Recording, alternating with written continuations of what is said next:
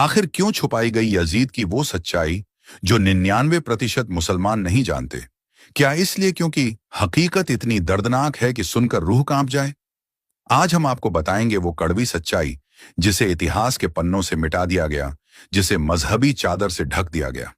Yazid, जिसने Karbala की जमीन को खून से रंगा, सिर्फ हुसैन नहीं, इंसानियत का कत्ल किया। मगर उसकी असलियत पर चुप्पी क्यों? क्या डर है इस सच्चाई से? इस वीडियो में हम आपको सुनाएंगे वो कहानी जो आपकी सोच को हिला देगी। तैयार हो जाइए, पर्दा उठने वाला है। वो वक्त इस्लाम के इतिहास का सबसे अंधेरा द्वार था, जब हक और बातिल आमने सामने खड़े थे।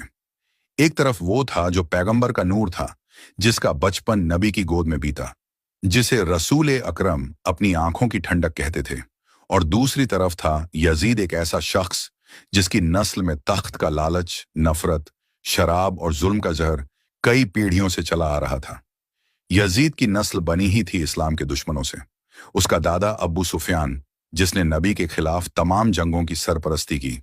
उसकी दादी हिंद, जिसने जंग ए उहद में हजरत हमजा के सीने को चीरकर उनका कलेजा चबाया। और उसका बाप मुआविया, जिसने अपने फायदे के लिए इस्लाम को सियासत की चादर ओढ़ा दी और खलीफतुल मुस्लिमीन की कुर्सी को विरासत बना डाला। जब मुआविया की मौत हुई तो उसने यजीद को अपनी जगह बैठा दिया, एक ऐसा आदमी जिसे इस्लामी शरीयत से कोई वास्ता नहीं था। उसे कुरान से दिलचस्पी नहीं थी, नमाज से रिश्ता नहीं था और अल्लाह के डर का कोई एहसास नहीं था। वो शराब पीता था, खुलेआम जुए खेलता था, बंदरों को इंसानों की तरह कपड़े पहनाकर दरबार में नचवाता था और रातों में अय्याशी उसकी आदत थी। लेकिन उसे सबसे ज्यादा ताकत की भूख थी। उसे मालूम था कि अगर उसे सही मायनों में इस्लाम की खलीफत का दर्जा चाहिए तो उसे सिर्फ रसूल के नवासे से बैत लेनी होगी। हुसैन, जो दीन का उजाला थे, अगर एक बार उसका हाथ थाम लेते तो दुनिया यजीद को भी इस्लाम का साया मान लेती।